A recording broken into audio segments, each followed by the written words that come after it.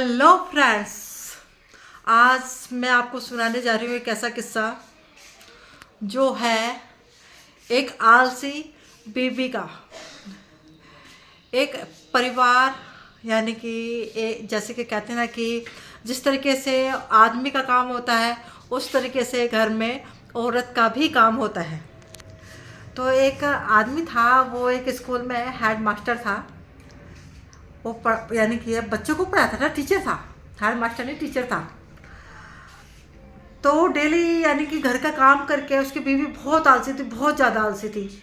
वो इतनी कामचोर थी, इतनी कामचोर थी कि घर का कोई भी काम उसको करना ही नहीं था। सारा काम वही करता था जो स्कूल का टीचर था, वो आदमी, उसका पति। और वो कुछ भी काम नहीं करती थी, कुछ भी काम नहीं करती थी, सिर्फ खाती और सो जाती, खाती सो जाती। बेचारा वो स्कूल जाता, स्कूल में बच्चों को पढ़ा के घर आता, घर आकर के झाड़ू बर्तन पोछा सारा काम करता, घर की साफ सफाई लेकर के हर चीज़ वही आदमी क्या करता था। अब एक दिन क्या हुआ, उसकी बीवी कहने लगी कि भाई मेरे को तो आप बकरियां ला के दो, बकरियां ला के दो। तो उसने कहा कि भाई तू तो पूरा दिन सोती रहती है, इन बकरियों को कौन संभालेगा। करे वो औरत कहने लगी मुझे नहीं पता, मुझे तो कुर्बानी के लिए बकरे चाहिए, चाहिए तो चाहिए, मुझे 4-5 बकरे ला के दीजिए। भाई उसने इस कदर जिद करी तो उसके हस्बैंड ने क्या किया, उसके पति ने क्या किया, उसको 4-5 बकरे ला के दे दिए। अब उसको बकरे ला के तो दे दिए, अब उसने क्या किया, बकरों को नहीं देखा।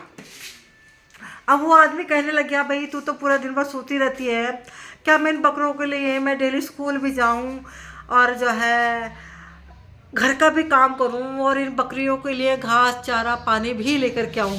भाई कुछ तो तू कर। वो कह रही मुझे नहीं पता, आपको स्कूल जाना है तो जाओ और इन बकरियों का भी आप ही ध्यान रखो, मैं तो नहीं रखूँगी, मैं तो सो जाऊँगी। अरे अब वो बड़ी परेशान हुई, बड़ा परेशान हुआ। उसने कहा कि चल ठीक है।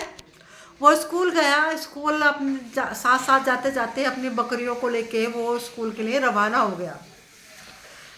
स्कूल से रवाना हो गया तो स्कूल में जब गया बकरियों को लेकर के, तो क्लास में पढ़ा रहा था तो बकरियों ने चारों तरफ क्लास में घूमना स्टार्ट कर दिया। बकरियों ने क्या करा, कभी किसी बच्चे की किताब खा ली, कभी कहीं टॉयलेट कर दिया, कहीं पोटी कर दी।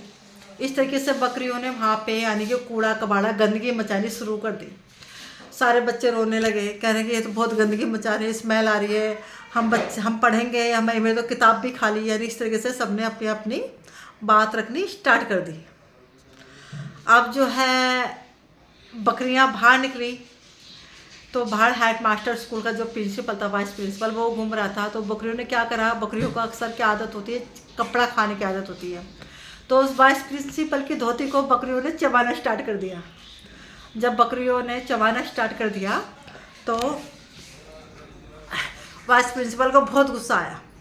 उसने क्या किया, वहाँ पर उस टीचर को बुलाया, टीचर से कहा कि आप अपनी बकरियों को स्कूल के अंदर क्यों लेके आए हो, आपको पता है कितना परेशान कर रही है सबको, ना पढ़ाई करने दे रही है, हमको भी परेशान करनी है। उसने कहा सर मैं आपसे माफ़ी मांगता हूँ, लेकिन इस टाइम मैं बहुत ज़्यादा परेशान हूँ और मेरी बीवी इनका ध्यान नहीं रख रही है, वो बहुत कामचोर है, सोती रहती है पूरा दिन। वाइस प्रिंसिपल समझ गया, उसने कहा भाई जो हाल तेरा है वही हाल मेरा है और इसका कुछ ना कुछ हाल तो निकालना पड़ेगा।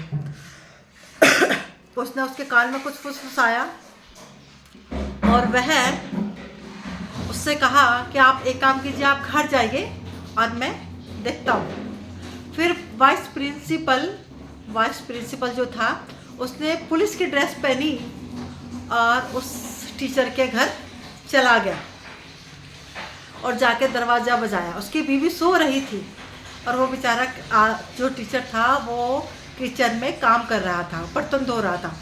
जब वाइस प्रिंसिपल ने जाके दरवाज़ा बजाया तो अंदर से आवाज़ आई कौन है। उसने कहा दरवाज़ा खोलो, मैं पुलिस वाला हूँ।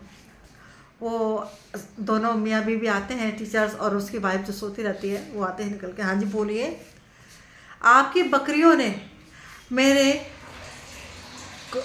सारी घास खा ली है खेत की, मैं आप पर चोरी का इल्ज़ाम लगाऊंगा। आप चोर हैं, आपकी बकरियों ने मेरा सारा सामान खा करके बर्बाद कर दिया, आप चोर हैं।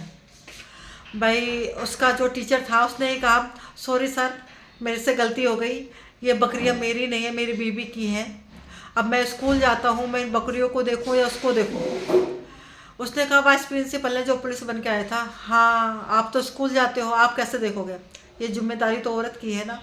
तो उसने फिर उसकी बीवी से कहा, जो आलसी थी, कि बकरियां तो आपकी है ना, आप देखते हो ना, आप रहते हो ना घर में, आपकी बकरियों ने मेरा नुकसान किया है और इस चोरी का इल्ज़ाम मैं आपके ऊपर लगाऊंगा, इसके ऊपर नहीं लगाऊंगा, अब आपको जेल जाना पड़ेगा।